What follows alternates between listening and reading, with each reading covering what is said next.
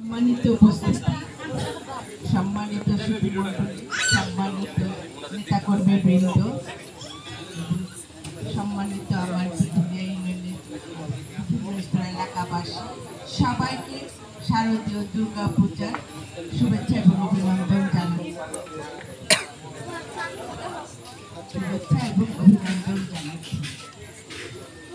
বাংলাদেশ জাতীয়তাবাদী দলের ভারপ্রাপ্ত চেয়ারম্যান এবং আমাদের প্রান্তীয় নেতা জনাব তারেক রহমানের একটি উক্তি আছে, ধর্ম যার যার, বাংলাদেশ সবার।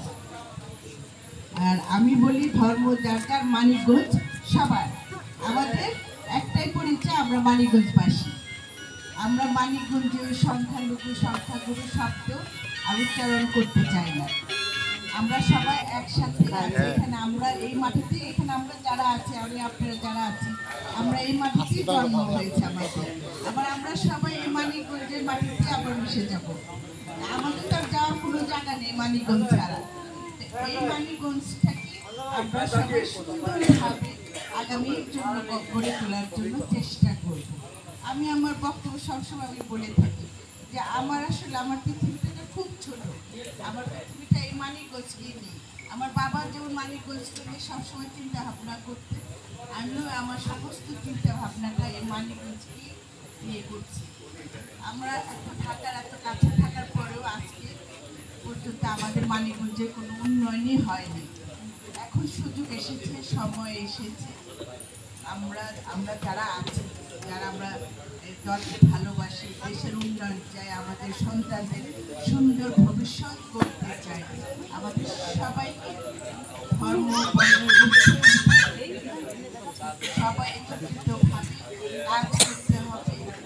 এই কাজের মাধ্যমে আমাদের জনগণের সরকার আমরা প্রতিষ্ঠিত করতে পারি।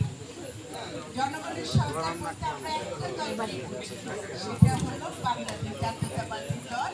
ধানের শীষ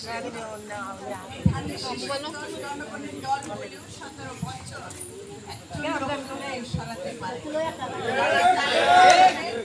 বলিষ্ঠ নেতৃত্বে এই ধানের শীষ আপনারা মা বোনরা যারা আছেন তাদের আমরা মা বোনদের প্রচন্ড ভালোবাসি। আমাদের কাজ হবে মা বোনদের কাছে ঘরে ঘরে যেতে হবে। যারা ঘরে ঘরে যে ধানের শীষের কথা বলতে হবে। কেন আমরা ধানের শীষ কেন? ধানের শীষকে আমাদের আনতে হবে নিজেদের অস্তিত্ব টিকানোর জন্য আনতে হবে, নিজেকে সুন্দরভাবে থাকার জন্য আনতে হবে। এই যে আমরা কথা বলতে পারছি, 17 বছর কথা বলতে পারছি, এই যে এই সুযোগটা যেন আমরা ধরে রাখতে পারি, আমরা যেন একে অপরের পাশে সারা জীবন থাকতে পারি। এই যে আমাদের বিনিশতার মালার যে বন্ধন আমাদের তৈরি হয়েছে এই 5 তারিখের পর থেকে, এই বন্ধনটা যেন আমরা আজীবন ধরে রাখতে পারি। আমি আবার সবাইকে বিনীত অনুরোধ, আমরা আসুন, আমরা এই মানিকগঞ্জকে উন্নয়নশীল মানিকগঞ্জ তৈরি করতে চাই, মডেল মানিকগঞ্জ তৈরি করতে চাই, এই মানিকগঞ্জটাকে সবাই অনুসরণ করবে। এখানে আমার নেতা যারা আমরা যেন এমন কোনো কাজ করবে না করবো যাতে দলের সুনাম নষ্ট। অনেক কষ্টের এই দল, আপনারা প্রতিটা দলের নেতা কর্মী, আপনারা 17 বছর যে দুঃশাসনের মধ্যে ছিলেন, বাড়িতে একটা ছেলে মা সারাক্ষণ চিন্তা থাকতো তার ছেলেটা কই আছে, ঘরে ঘুমাতে পারছে না, সেই ওই ইতিহাস আপনারা ভুলে যাবেন না।